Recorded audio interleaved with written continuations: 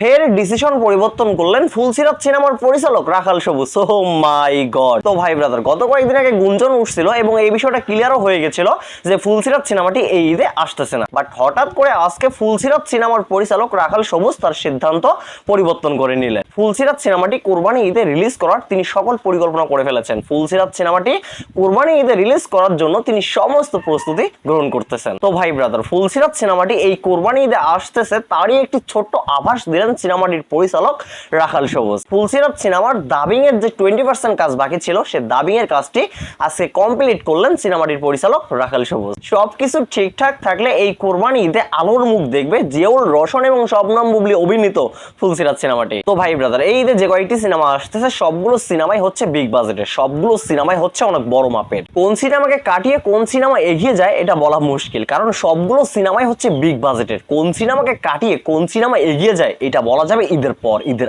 আগে বলা যাচ্ছে না। এর মাঝে যদি জিয়াউল রোশন এবং শবনম বুবলির ফুলসিরাত সিনেমাটি এন্ট্রি নেয় তাহলে ভাই সমস্ত হিসাব নিকাশ পরিবর্তন হয়ে যাবে। কারণ এই সিনেমাটি নির্মাণ করা হয়েছে গ্রাম বাংলার আদি যুগের একটা খেলাকে নির্ভর করে, লাঠি খেলার উপর নির্ভর করে এই সিনেমাটি নির্মাণ করা হয়েছে। কালের বিবর্তনে এই খেলাটি আমাদের কাছ থেকে হারিয়ে গেছে অনেক আগে। আমাদের অনেকেরই ধারণা নাই এই খেলাটি কেমন ছিল, আমাদেরকে নতুন করে জানানোর জন্য এই সিনেমাটি নির্মাণ করা হয়েছে। তবে বিশেষ করে এই প্রজন্মের ছেলে মেয়েদের সিনেমাটি দেখার আগ্রহ থাকবে অনেক। সিনেমাটি যদি ঈদে আসে তাহলে সিনেমাটি সিনেপ্লেক্স গুলোতে দুর্দান্ত বিজনেস করবে। এই সিনেমার উপর দিয়ে কোনো সিনেমা বিজনেস করতে পারবে না, এটা শিওর। কারণ আমরা ইতিপূর্বে দেখেছি সিনেপ্লেক্স গুলোতে এই ক্যাটাগরির সিনেমাগুলো একটু বেশি চলে। তো যাই হোক ভাই ব্রাদার, এইটুকু আশা রাখতে পারি এই ফুলসিরাত সিনেমাটি এবার কুরবানিতে আসতে পারে। ফুলসিরাত সিনেমার যার যার ডাবিং বাকি ছিল তারা কিন্তু তাদের নিজ দায়িত্বে ডাবিং গুলো কমপ্লিট করে দিচ্ছে। আজকে ফুলসিরাত সিনেমার শেষ ডাবিং করার জন্য শবনম ইয়াসমিন বুবলি আপু গিয়েছে রাজধানীর একটি স্টুডিওতে। সেখানে উপস্থিত ছিলেন চাদর সিনেমার পরিচালক জাকির হোসেন রাজু, ফুলসিরাত সিনেমার পরিচালক রাখাল সবুজ এবং আমাদের Dhallywood queen, beauty queen Shabnam Yasmin Bubly. তবে এটা বলাই যাচ্ছে সিনেমাটি কুরবানি ঈদে রিলিজ হওয়ার জন্য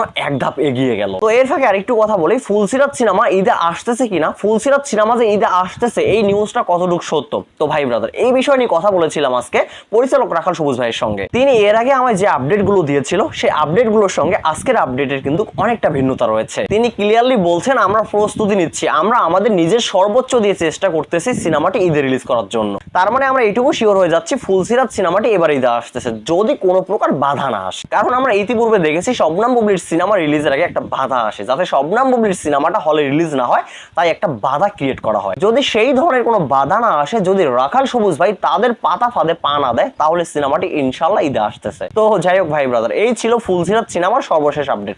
তো ভাই ব্রাদার, ফুলসিরাত সিনেমাটি ঈদে আসলে সিনেমাটি কতটুকু দর্শকদের মন জয় করতে পারবে আপনাদের মূল্যবান মতামত কমেন্টে বলবেন। সবাই ভালো থাকবেন, সুস্থ থাকবেন। পরবর্তী ভিডিওতে আবার দেখা হচ্ছে। আল্লাহ হাফেজ।